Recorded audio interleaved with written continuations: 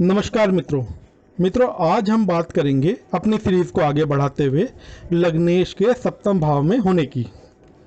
तो सबसे पहले हमें सप्तम भाव के कारकत्वों के बारे में पता करना होगा कि वहाँ आखिर ऐसा क्या है जिसके साथ लग्नेश का संबंध बनेगा और उस संबंध बनने के बाद जातक अर्थात लग्नेश उसके साथ किस प्रकार अपना संबंध रखेगा। सप्तम भाव के कारकत्व हैं जीवन साथी, वैवाहिक खुशियाँ, यौन संबंधी रोग, व्यापार, यात्राएं, राजनीतिक रणनीति, राजनीतिक साझेदारी इत्यादि। व्यापारिक रणनीति और राजनीतिक साझेदारी। सबसे पहले हम बात करते हैं कि सप्तम भाव में कालपुरुष की तुला राशि आती है जिसका स्वामी है शुक्र, और ये शुक्र की मूल त्रिकोण राशि है।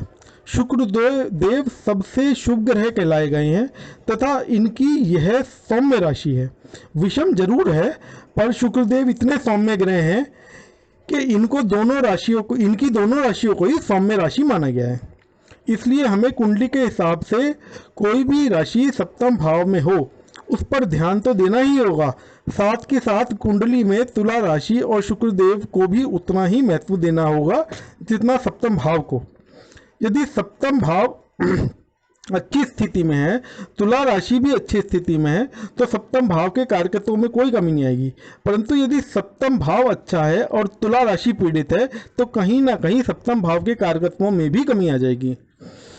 जो सप्तम भाव के कारकत्व हैं, और शुक्र क्योंकि नैसर्गिक सप्तम भाव का स्वामी है इसलिए सप्तमेश के साथ ही हमें शुक्र पर भी विचार करना अति आवश्यक है। अब बात करते हैं सप्तम भाव पर। तो यदि कहा जाए सप्तम भाव लगन के बाद सबसे महत्वपूर्ण भाव में से एक है तो यह अतिशयोक्ति नहीं होगी, क्योंकि यह हमारी निजी जिंदगी को दर्शाता है। आपने सप्तम भाव के कारकत्वों के बारे में तो पढ़ा ही है। उसमें जो सबसे महत्वपूर्ण कारकत्व है वो है वैवाहिक सुख व जीवन साथी।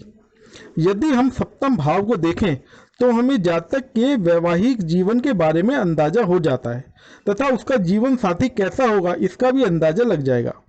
और ये किसी भी जातक या जातिका के लिए जीवन का एक महत्वपूर्ण हिस्सा होता है जिसे वह जीता है।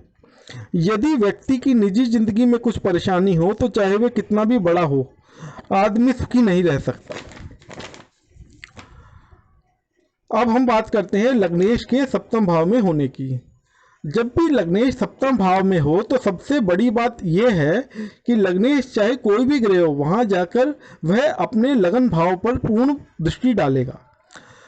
और ग्रंथों में यह बताया गया है कि जो भी ग्रह अपने स्वयं के भाव को देखेगा वह भाव बली हो जाएगा।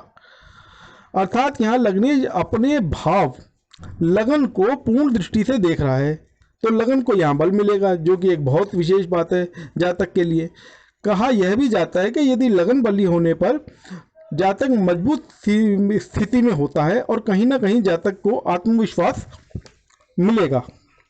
यह लग्नेश के सप्तम भाव में होने पर जातक का अपने जीवन के साथी के साथ एक बहुत ही गहरा संबंध हो जाएगा, क्योंकि वह लग्नेश जिस भी भाव में बैठता है उसके साथ वह बहुत ही विशेष संबंध बन जाता है।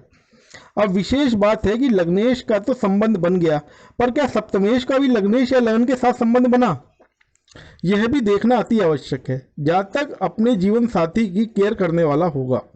अब देखना है कि कहीं लग्नेश यहाँ पीड़ित तो नहीं है। यदि पीड़ित होगा तो जातक को अपने जीवन साथी की वजह से ही परेशानियों का सामना करना पड़ेगा। इसमें यह भी विशेष रूप से देखना होगा कि लग्नेश शुभ ग्रह है या सप्तमेश। यदि लग्नेश क्रूर ग्रह होकर सप्तम भाव में बैठा होगा तो ये जीवन साथी के लिए परेशानी का सबब हो सकता है।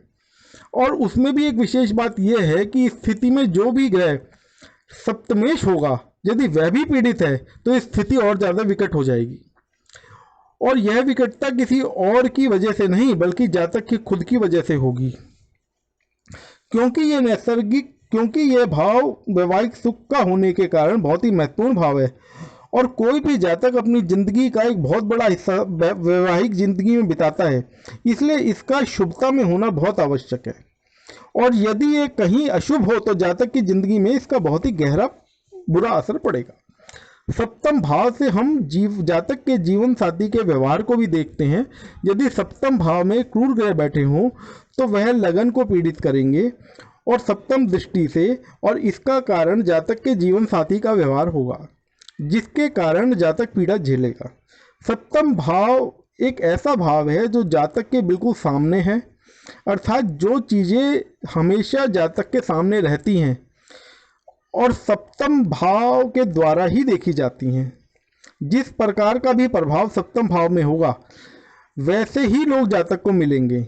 यहाँ तक कि यदि सप्तम भाव में शुभ ग्रह होंगे तो जातक को सम्मान भी दिलाएंगे, क्योंकि सप्तम भाव में शुभ ग्रह बैठे होने पर जातक को शुभ ग्रहों का प्रभाव मिलेगा। जिस भी भाव में बैठे उनसे संबंध बनाए, उन्हें सुख की प्राप्ति कराते हैं। ये शुभ ग्रहों का एक विशेष कारकत्व है। एक विशेष बात यह है कि सप्तम भाव में लगन से एक विरोधाभासी राशि का उदय होता है। अर्थात प्रकृति का एक नियम है कि हमेशा किसी चीज को किसी अन्य चीज से प्रकृति संतुलित करती है। यहाँ भी संतुलन का नियम लागू होता है। अर्थात लगन जो भी होगा सप्तम उससे भिन्न या विरोधाभासी ही होगा। असली परीक्षा यही होती है कि जीवन की कि आप विरोधाभासी प्रकृति के लोगों के साथ कैसे तालमेल बैठाते हैं। सप्तम भाव हमारे व्यापार या साझेदारी का भी होता है। इसलिए सप्तम भाव में शुभ ग्रह या लग्नेश के मित्र बैठे हों तो जातक साझेदारी में सफल होता है, अन्यथा साझेदारी चलने में दिक्कत आती है। इसमें यह भी देखा जाएगा कि लग्नेश और सप्तमेश में से बली कौन है तथा कौन किसको पीड़ित कर रहा है, या दोनों ही शुभ ग्रह हैं या दोनों ही क्रूर ग्रह हैं, किस प्रकार का समीकरण बन रहा है। सप्तम भाव हमारी यात्राओं का भी है। यदि सप्तम भाव में चर राशि हो और लग्नेश उसमें बैठा हो तो जातक को कहीं ना कहीं यात्राओं का मौका मिलता ही रहता है। या यूं कहीं कि जातक का कार्य या दिनचर्या इस प्रकार की होती है कि उसका कहीं ना कहीं आना जाना लगा रहता है। सप्तम भाव यौन संबंधी रोग का भी है, क्योंकि कुंडली में सभी भाव मानव के किसी न किसी शारीरिक अंग को सूचित करते हैं। तो यदि सप्तम भाव में क्रूर ग्रह बैठे हों या सप्तम भाव से संबंध बना रहे हों तो जातक को किसी प्रकार के यौन रोग भी हो सकते हैं या यौन संबंधी किसी प्रकार की समस्या हो सकती है। तो ये था हमारा आकलन लग्नेश के सप्तम भाव में बैठने का। ये आपको कैसा लगा कृपया कर कमेंट बॉक्स में बताएं और हमारे चैनल को सब्सक्राइब करें।